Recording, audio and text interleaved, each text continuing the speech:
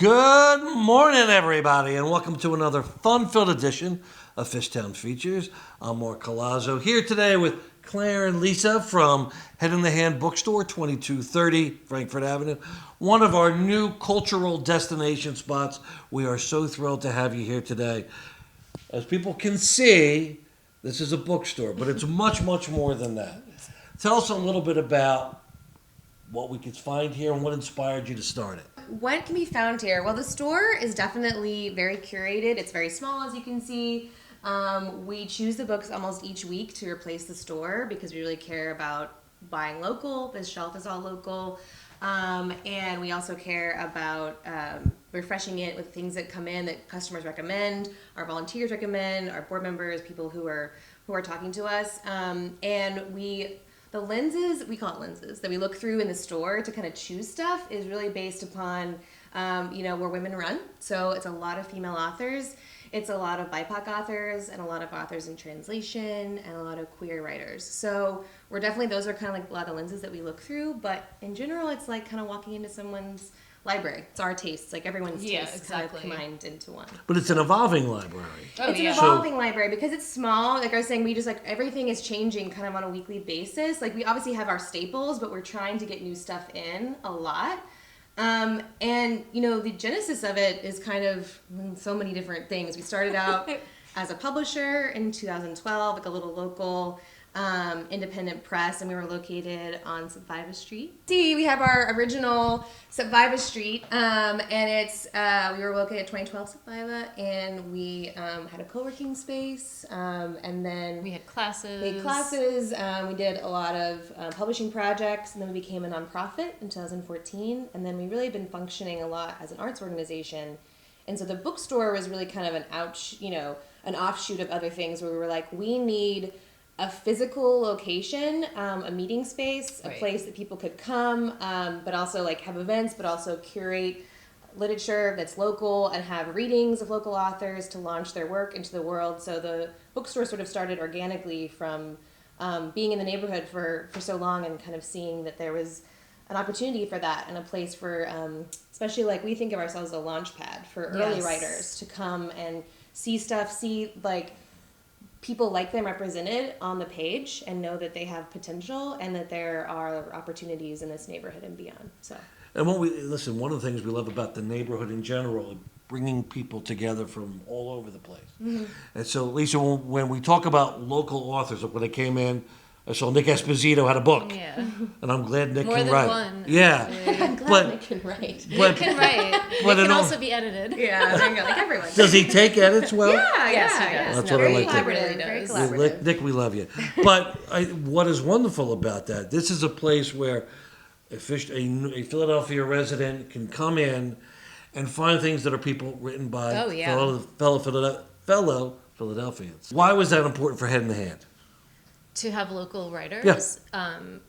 Because kind of really of what Claire just said, like we want to inspire writers at all stages of their writing process, whether you're a new writer or you just want to write, or maybe you've been writing forever. We want you to be able to see yourself reflected in the books that we have here. And also, we love this city, we love this neighborhood, and so it's really important to us to have literature that reflects that. In fact, Kensington Homestead is one of our best-selling books, actually. It is, yeah. People come in and see that, the name of it, the neighborhood, and then they're especially excited when they find out, we say, by the way, the person who wrote this founded this place. Yeah. So, yeah. And also, if you, I think it's important to see that, seeing all of them together on our local shelf, you're like, we have so many writers that started here that, there's just so much stuff, and it's a pride thing. We're like, oh my gosh, look at all the different authors that are from this, greater Philadelphia area. Getting to see them all, in one place and realizing how many there are, I think that feels really good to know that. It absolutely does. Have some pride, some town pride. And what is amazing to me is, so every week this changes. How do you both go about selecting what comes in, your inventory? Because it doesn't sound easy.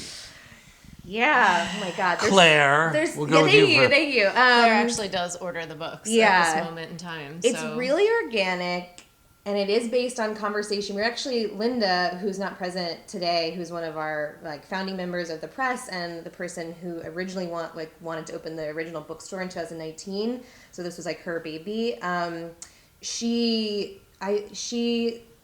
all come together to select things each week, but she was saying, which I thought was a really good idea, she wants to have a guest book, kind of like at the co-op, where you can write things that you hope will be in the store. Oh, You were saying we should have a guest book where like both volunteers and staff and people who come in can write recommendations, because we really do take so many recommendations for people who come in, but it's also like our own, like I said, it's our own taste. We do a ton of research, we read a lot of reviews. We read a lot. We get a lot of, we get a lot of advanced review copies. But we do it on Mondays, and it's like our whole Monday. We just use that to choose, and based on like what we got during the week. Yeah. So, I mean, obviously there are some books that are, new, and so we want to make sure we carry those, until we we are a local store also. So people generally who shop here generally live in and around Fishtown or Philadelphia. We do get people like coming through town, like, I don't know, from other places, from on vacation, but for the most part, at a certain point you're going to hit a threshold with a book.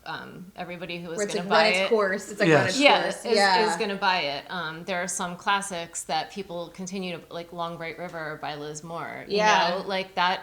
Or Crying in H Mart. Oh my God, there's just like endless demand for that book. Endless demand. So there are some things that never go away. Exactly. Which is great. No, but so it's constantly like, just trying to see what's going to be big, what's going to be good. And like Claire said, like we do, like, I mean, if you look around, you're going to see a lot of women writers. You're going to see a lot of BIPOC writers. You're going to see a lot of queer writers. And just things that spark the imagination that way. It's important that their voice is always reflected and heard and read. Yeah. But yet, for someone like myself, I wasn't kidding when I said, "Do you have anything sports related?" Sure enough, we do. You did, about Jim Thorpe, which I'm buying. Yeah. It's such a hefty, it's such a serious. It's a sturdy book for a sturdy guy. Yeah, exactly. I mean, it looks kind of amazing. Yeah. So. And again, for me, why I love the sports pulls you in, but there's so much drama to the man's life and so much he went through, and he's from Pennsylvania. Right. I mean, you're not going to find like a very like mainstream. I don't want to say mainstream. Stephen King will not be. Yeah, maybe not as much mainstream. That's another thing I guess we didn't say. We try to pick things that we think maybe you haven't seen. Like definitely some stuff that's famous, but we want to be like that person that like gives you that book where you're like, I've never heard of this. And, right. But we love that feeling. That keeps you coming back. Is really what it does. You're also like, ooh, like that taste is really interesting. And we do something called the New Year's Resolution Book Club, which is like an online book club where we select books each month, and then people purchase one a month. They can can have a monthly one or a bi-monthly, and if they complete the whole year, they get a reward at the end of the year. And so we also spend a lot of time selecting those books each month that are kind of our picks for that month, and that also trickles down to maybe a display table and some other stuff. So we do have some like things that are happening monthly that also help keep us like curating maybe in a more targeted. And I got to give Claire her due. The beautiful makeup of the store, as Lisa told me, that's you. And Linda. As I saw you meticulous, so I don't want to touch anything for fear of getting my hand slapped. I was just like, I like things. I just, like but it works, has their things. It draws you in. And the shelves, like this was a family affair, the store. So the shelves were actually built by Linda's dad. And our friend Russell helped us build these pop-out tables. The signs were painted by Linda's sister, who is an artist. We laid the floor ourselves. We painted everything. And basement too. So we just put a lot of there's a very friends and family. People from the neighborhood helped us move from our old location to our new location. So I feel like there's a lot of other people who've been, whose hands have been in making the space what it is. Well, I know who to call when I need my floors done. No, never again. To notice. I mean, the goal is to make this a community space and to make this for the community, by the community. And so, it was kind of great. Like people volunteered to come I have a truck. I have this, help us move from our old space to our new space. And when we call on the community. In fact, we recently called on the community. So we're a tiny core group running the store, and we are a nonprofit. And we realized that we needed help to Yeah. sustain if we want to be open more hours, if we want to have date nights 6 nights a week, which the community and people outside the community love. We realized we needed help, so we designed a community volunteer drive, and we have just interviewed and trained the first round of volunteers, and the goal is to kind of get this volunteer core up and running, so that everyone can kind of help us new ideas in the store, help us curate the books. Maybe come up with new classes. Like the people who come to our organization over the years have been the ones who have brought new ideas. Yeah, like you need that. Jenny's class. Yeah. We'll have people come in, they want to be part of it. Maybe they want to teach a class. So we can, Jenny teamed up with Blue Stoop, and now she's teaching A class, writing workshop. a that writing meets workshop in our downstairs. level. That's Virginia, great. how do you? Yeah, Guying. she does some of her. Yeah, we definitely open up the space and have other people just like have their events here. Maybe it's not a partnership event, but you can rent it out or we'll use it. But yeah, we want, and we can go down there and look at it. But we definitely, we always want more events, and we want more people to bring in their ideas. Because like I said, there's been like 3 or 4 of us doing it for so long, and that's just like a lot. A lot of work. We need more people. And the volunteer response was huge. We had like over 40 people apply. It's really exciting. And is that still open? Can people do that now? That's still Yes. open. How We're can they doing- do that? Yeah, there's a link in our Instagram bio. and it says volunteer, and you fill out an application. And What is your Instagram handle? it is the head and the hand. There you go. The head and the hand. 2230 Frankford. Lisa, you were just telling us before we took a little break, Yes. because I was talking too much, what the head and the hand, how did you come up with the name? Oh God, no, I don't. I can't really speak to that because I think Nick came up with it. Yeah, she was just saying the way to tell people. She has Oh, a the way little- that I tell a people. hand Yeah, motion. I actually just because we were all wearing you masks. sign it. You sign I it would say like the head and the hand as a way to remember. As a way, yeah, for people to remember But- and go to our Insta immediately. But the name, and Nick is not here to speak about it, but the name is basically when we first opened the press, like the independent publisher side in 2012, it was supposed to be, we called it a craft publisher, and the idea behind that is sort of that we would work like hand in hand with the author in a lot more, a little more intimate way than most presses work with their authors. Like the author had a lot of say in the design of the book, and we would kind of do all these edits with them in very close proximity, and we really wanted to work together. So it was like connecting the head and the hand was the genesis of the name. I like that. So. Yeah. Let's go with that. And Yeah. we've actually, Let's do that. So yeah, we've continued to do that. I mean, even with when we publish our chapbook series, we work really closely with the authors, especially when you have, say, a poetry chapbook. It's small format. A lot of you're writing 8.5 by 11. You got to condense that to 4 by 6, and then you got to change some line breaks. But yeah, we have never we pride ourselves on working really closely with the authors. Yeah. And one of the best parts about the publishing arm of our venture has been when we have published people for the first time. And you see them see their book in print for the first time, and you're just I don't know, it's like Christmas. It's the best thing ever. Well, it's so tangible too. Someone's invested their heart into something, And we've there published it is. students, maybe students who are seeing their work published for the first time. We've had partnerships with a couple of different high schools in the city. We've done a lot. Done a lot. It's been 10 years, so lots happened. It's been 10 years, so lots Well, before we happened. talk about some of the other things you can do here, the classes, right over your shoulder there, Claire, it's not just for adults here. Oh, yeah. You have a children's section. Oh, yeah, a We have beautifully children's, curated. and we also have middle grade and YA here. So definitely Linda, who's not here, she is a parent, and so she's able to curate this section, I feel like, very effectively. And Well, I love especially that her one. daughter Larry helps her gets curate lost in it. Philadelphia. I think I know Larry, and he does get lost quite a bit. Right, exactly. Yeah, this one is so cute, and people love this one. So we always, there's like some things that we always stock in this. Guess that's Larry right there. This is Larry. We talked a little bit about date night. So, head in the hand is not just come in often and buy books. You can do a lot of things together. People learn, a little romance. So let's talk about date night first. Tell us a little bit about that and how people can reserve their spot here. So date night is something we came up with during 2020, like end of 2020, as a way to safely have people in the store. At that time, remember, no one was really browsing shops, and so you were doing a lot of pickup stuff, or people were doing private browsing. I don't know if that was ever a term that other people heard, but a lot of bookstores were doing something called private browsing. So you could come in, You could reserve book a time, and browse the store. And we had heard of that, and so we kind of did something similar, but made it a little more fun. And we did something called date night, where you could rent out the store. And during the pandemic, we did one every 24 hours to allow for like a long time in between. It's a great And idea. you could rent out the store in the evenings. We would set a table for two with glassware and nice napkins Cloth and napkins. cloth napkins and name cards. You could pick music to play. You could pick 3 artists, and we would make you a playlist. And then we would light the whole store with candles, and you could bring your own food, and you could have a little date and then browse privately.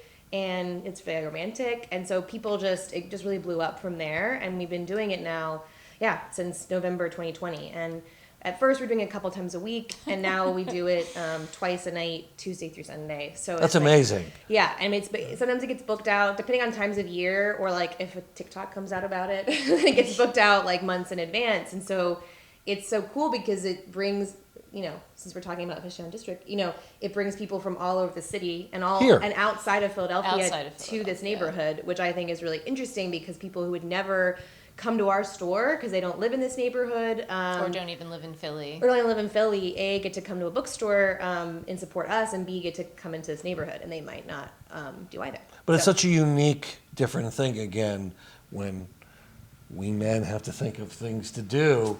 What a clever way to have an intimate night. Yeah. She's being modest. Claire came up. Look at you, give it up. And how can people reserve that? Online, on our website, we have a tab called Date Night. We also have a QR code in our window for people who just pass by. When you go to that Date Night tab, there is a reservation form, and you can look at our calendar and see what's open to date. So you self-select your own date and time.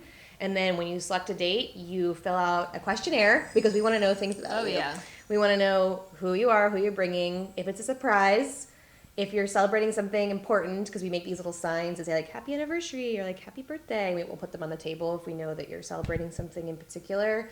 And then what kind of books you like, which helps us inform what we buy for that whole month, as well as what we might put out for you during Yeah, your we date. might like make a little like Sample split. table or... Yeah.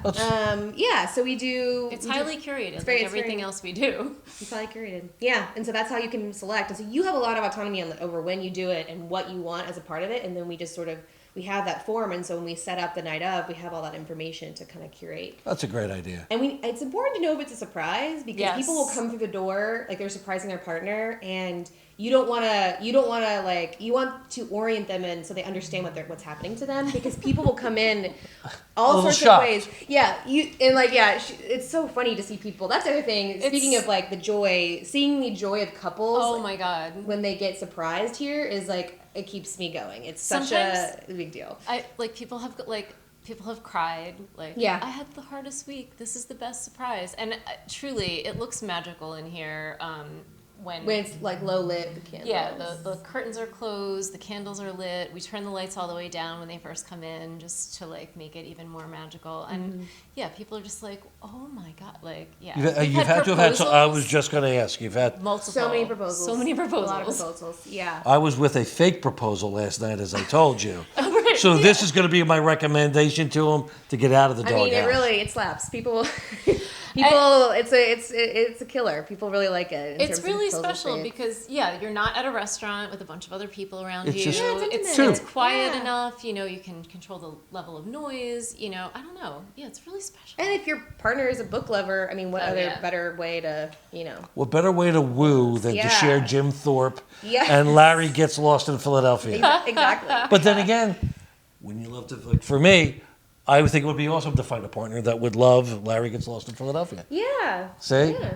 I'm selling myself for this. But so anyway, besides that, you have classes and things. What other things can we find here? Yeah, do you want to, we have a lot of classes. Lisa, it's workshops, on you now. Readings, if you want to talk about. Oh, yeah. Yeah, sure. Okay, so we have a really great poetry series going on this year called Personal Velocity. It's poetry, but it's also, it's people who are writers of all genres, women, non-binary, and trans folks who are going to come that night and tell their stories. So it's like personal stories. Oh. So it's usually told in essay, or it could be, we have poetry lots of times. It's like personal poetry from their life. But it is done in collaboration with an author, Katie Bennett, who she runs the Right. series, and we're the host for this series. And then, yeah, talk about Jane's workshop, because that's like the most consistent thing that's downstairs. Okay, so one of our main core volunteers, Jenny Milton, decided to teach a class and It's called Embodying Queer Stories. embodying queer stories. I think we heard Lisa just say shit really loud. Edit that. Anyway. Cut that. Okay, so yeah, it's called Embodying Queer Stories. It's run in conjunction with Blue Stoop Workshop, and Jenny teaches it right downstairs here. I think there's about 10 people enrolled in the class. Yeah. This is the second class that Jenny has taught here. Yep. She did one in the fall as well, which was also embodying queer stories, and yeah. Yeah, she's been great. Another She's person that's coming from the community volunteering, and then launched a whole class that then got picked up by Blue Stoop, and now that class is growing, and that's the kind of thing we definitely want to see, is someone using our space Right. to do something that also benefits them, that then they get to grow that into something else. Claire, you have something else to add, don't you? I do, about our programming. So we have workshops, writing workshops, we have reading series, and then we did something last year, which we're going to start this year, called our Salon series. And we pair a visual artist who can come here and bring their work. And the idea is to sort of have a dialogue between visual and literary arts. So you're in a literary arts space, but a visual artist comes in, brings their work, gets to talk about it, sell it. And we usually have something fun, like a cocktail or something that's here that people get to Or drink. even with a their non-alcoholic cocktail. Or yeah, and Lisa curates our non-alcoholic cocktail Good station. job, see? You Thanks, were waiting dude. to pounce on that one. No, she makes amazing drinks. Thank you. But yeah, we will start that again most likely in May. We are looking for funding for that series, actually, since we are a nonprofit. And we want to be able to bring way more people in, and we actually want to be from conception to publication. So we want all the people that come through the Salon series to be potentially paired, a written artist with a visual artist paired, to make a book together, a mini book, and then we would publish that book. And so it would be like it would be like a series that then produces an actual physical work that was created in this community. That's amazing. Before we go look at the rest of the space, I want to remind everybody we're here at Head of the Hand Bookstore, 2230 Frankford, with Claire and Lisa. Go to the website, Head of the Hand, or Instagram, if you want to make reservations for date night. I encourage it. Make suggestions of books, I assume. Yeah. Classes, volunteer. And I'm going to guess, as you're a nonprofit, they can donate to this, Definitely donate. to this worthy cause. Please do so. We're so thrilled to have you here on the corridor. Let's see what else you have to share. We are back with Claire and Lisa. This is sort of the lab in many ways. It's a beautiful lab. We're down here in the basement of Head of the Hand. Mm-hmm. So this is where the classes happen. Mm-hmm. Tell us a little bit about what you use this space for. Yes, so we have our little table here. This is our workshop table. We also hold events down here. So we've done some readings down here because it's a little more spacious than our upstairs retail space. And we lots of times do our story time down here. So we at least have once a month, sometimes twice a month, a story time on Sundays at 11 a.m. And they almost always have an interactive component. So there's usually a reader, and then the kids come down here to do some sort of craft or interactive activity that might be related to the reading itself. Our most recent one was really cool. It was in the Hall of the Mountain King. It was a book that had interactive, like you could push stuff and it would play a song. And we had a narrator and two musicians do a live performance of it for the kids. And so it had a musical component. That's awesome. And then We kids love that. I know. Yeah, We right? love activities. We like sounds, Yes. like noises.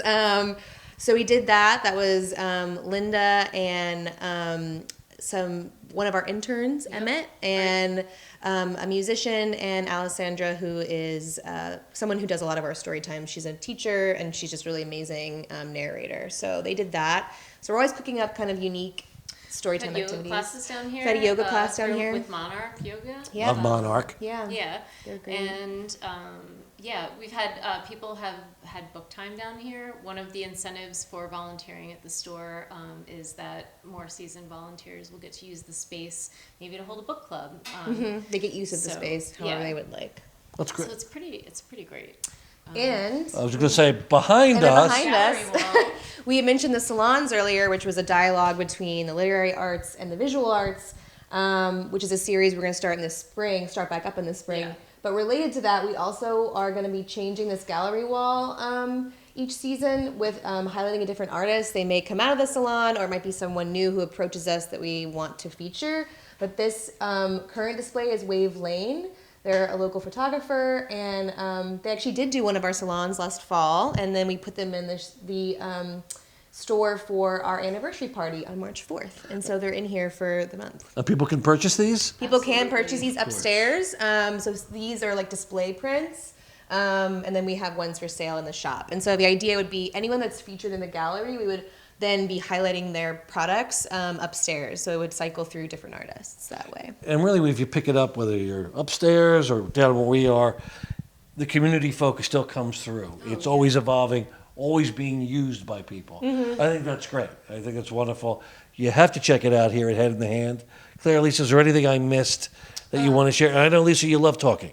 Yeah. So this is your It's time. your time. Oh my god.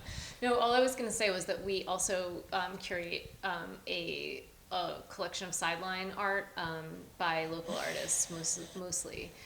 So yeah, we have some prints, some beautiful just stickers, yeah, Journals, cards, cards, candles, Mother's Day cards. Yeah, we were talking about it Mother's earlier. Day Let's say holidays are coming. Seasonal cards. Yeah. Yeah, so yeah, if you come here and you buy something like a small art piece, it is almost 100% made by someone local. Yeah, we which buy is directly nice. from the artist, Right. rather than through something else. That's awesome. To take us out, get Head in the Hand Bookstore, 2230 Frankford Avenue. Can you do the visual Head in the Hand for us to send us on our way? Okay, so it's the head and the hand. That was that. I worth like waiting for.